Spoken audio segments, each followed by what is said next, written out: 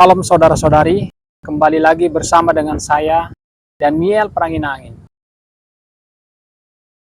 Pada kesempatan ini, saya ingin memberikan kesaksian atau bersaksi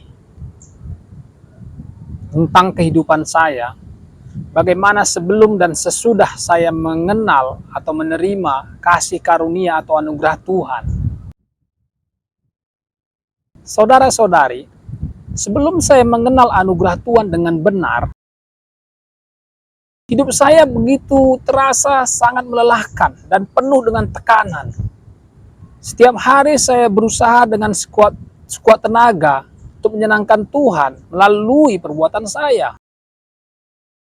Saya berpikir bahwa dengan melakukan lebih banyak hal baik, berdoa lebih lama, membaca Alkitab lebih sering, dan terlibat dalam berbagai pelayanan gereja, saya dapat memperoleh kasih dan penerimaan Tuhan.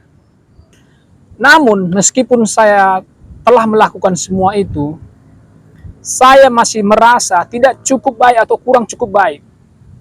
Dan selalu merasa bersalah setiap kali saya melakukan kesalahan kecil. Saya merasa seperti berada dalam lingkungan setan, di mana saya terus-menerus berusaha keras, namun tidak pernah mencapai standar. Kehidupan rohani saya menjadi beban yang berat dan melelahkan. Namun saudara-saudari, puji Tuhan, suatu hari saya mendengarkan pengajaran Andrew Wommack tentang anugerah Tuhan yang tak terbatas. Dia menjelaskan bahwa keselamatan dan kebenaran tidak bisa diperoleh melalui usaha atau melalui perbuatan kita sendiri, tetapi merupakan pemberian gratis dari Tuhan melalui iman kepada Yesus Kristus. Saya menyadari bahwa saya telah mencoba untuk memperoleh sesuatu yang sebenarnya sudah diberikan kepada saya sebagai anugerah, yaitu dengan cuma-cuma. Di dalam Efesus, firman Tuhan berkata, Efesus 2 ayat 8-9, sebab karena kasih karunia kamu diselamatkan oleh iman. Itu bukan hasil usahamu, tapi pemberian Allah. Itu bukan hasil pekerjaanmu. Jangan ada orang yang menggahkan diri. Saya menyadari bahwa semua usaha saya untuk menyenangkan Tuhan melalui perbuatan saya sendiri tidak akan pernah cukup. Tuhan mengasihi saya bukan karena apa yang saya lakukan, tapi karena siapa saya dalam Kristus. Saya tidak lagi perlu berusaha keras untuk mendapatkan kasih dan penerimaannya. Di dalam Matius 11 ayat 28-30 berkata, marilah kepadaku semua yang letih lesu dan beban berat. Aku akan memberikan kelegaan kepadamu. Pikulah ku yang kupasang dan belajarlah padaku, karena aku lemah lembut dan rendah hati. Dan jiwamu akan mendapatkan ketenangan. Sebab ku yang kupasang itu enak dan bebanku pun ringan. Setelah memahami kebenaran ini, saya merasakan damai sejahtera yang sangat luar biasa. Beban berat yang selama ini saya pikul terasa terangkat. Hubungan saya dengan Tuhan berubah dari yang berpusat pada perbuatan menjadi berpusat pada iman dan anugerahnya. Saya mulai hidup dalam kebebasan dan sukacita, mengetahui bahwa saya dikasihi dan diterima oleh Tuhan, bukan karena apa yang saya lakukan, tapi karena apa yang telah Yesus lakukan bagi saya.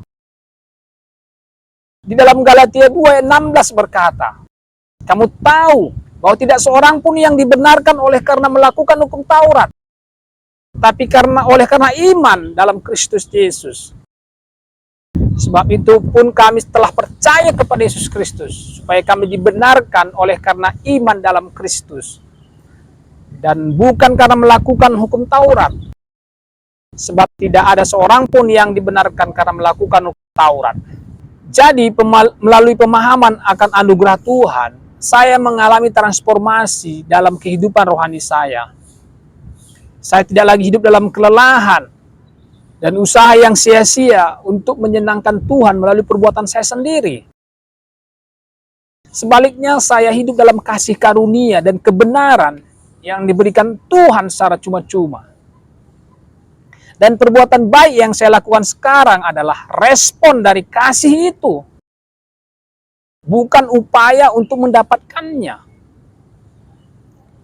Sebelum saya benar-benar memahami anugerah Tuhan ini, kehidupan rohani saya dipenuhkan dengan usaha yang melelahkan untuk memenuhi standar kesalehan yang saya pikir diharapkan dari saya. Setiap hari saya terbangun dengan kewajiban rohani. Saya harus berdoa selama jam tertentu, membaca sejumlah pasal Alkitab, berpuasa secara rutin, dan terlibat dalam setiap kegiatan pelayanan gereja. Saya merasa semakin banyak saya melakukan, saya mendapat peluang untuk mendapatkan perkenan Tuhan. Namun saudara-saudari, semakin keras saya berusaha, semakin saya jauh dari Tuhan. Setiap kali saya gagal memenuhi salah satu dari aturan yang saya tetapkan sendiri, saya dihukum, terasa terhukum. Saya merasa Tuhan marah dan kecewa terhadap saya. Hidup saya menjadi berat dan melelahkan, dan penuh dengan ketakutan dan hukuman akan penolakan. Dalam Roma 10 ayat 3-4 berkata, sebab oleh karena mereka tidak mengenal kebenaran Allah, oleh karena mereka berusaha untuk mendirikan kebenaran mereka sendiri, maka mereka tidak takluk kepada kebenaran Allah. Sebab Kristus adalah kegenapan hukum Taurat, sehingga kebenaran diperoleh tiap-tiap orang yang percaya. Saudara-saudari, setelah saya menyadari bahwa saya telah mencoba mendirikan kebenaran saya sendiri, alih-alih menerima kebenaran yang diberikan oleh iman dalam Kristus, semua usaha saya tidak akan pernah cukup untuk mencapai standar kesucian Tuhan.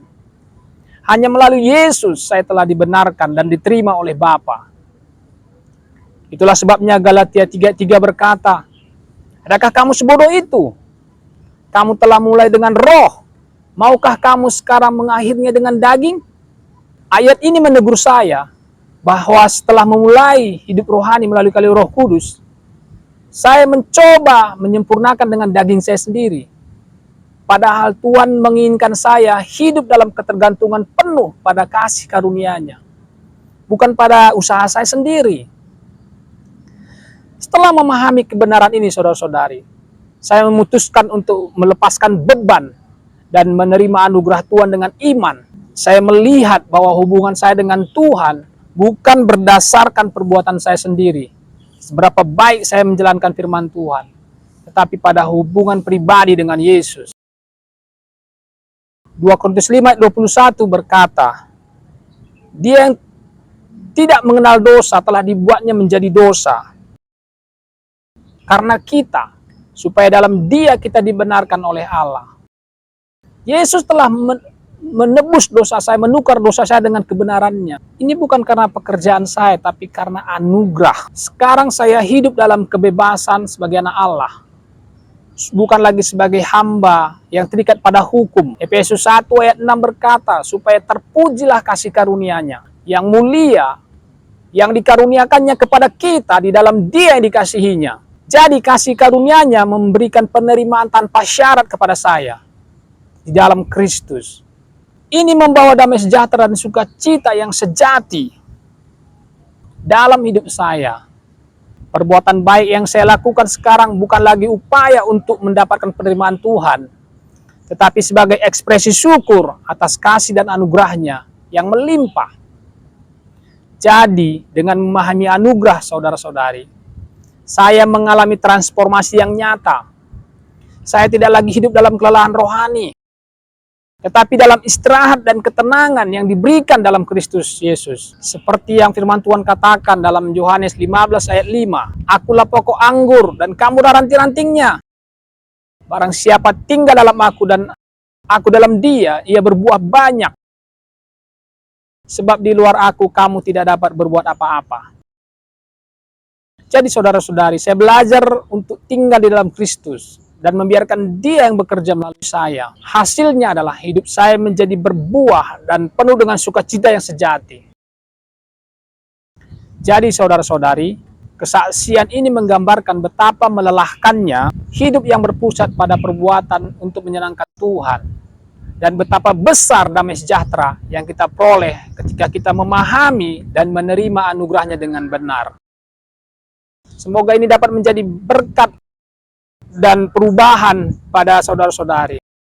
Demikianlah kesaksian saya. Tuhan Yesus memberkati. Terima kasih saudara-saudari untuk dengan rendah hati mendengarkan pesan ini. Saya akan terus membagikan pesan-pesan yang memberkati melalui channel YouTube ini. Kalau ada pertanyaan dan komentar, boleh tulis di kolom komentar. Saya akan usahakan untuk menjawabnya. Terima kasih saudara-saudari yang sudah subscribe dan like dan share, dan jangan juga lupa tekan tombol lonceng untuk notifikasi. Tuhan Yesus memberkati, sampai jumpa berikutnya.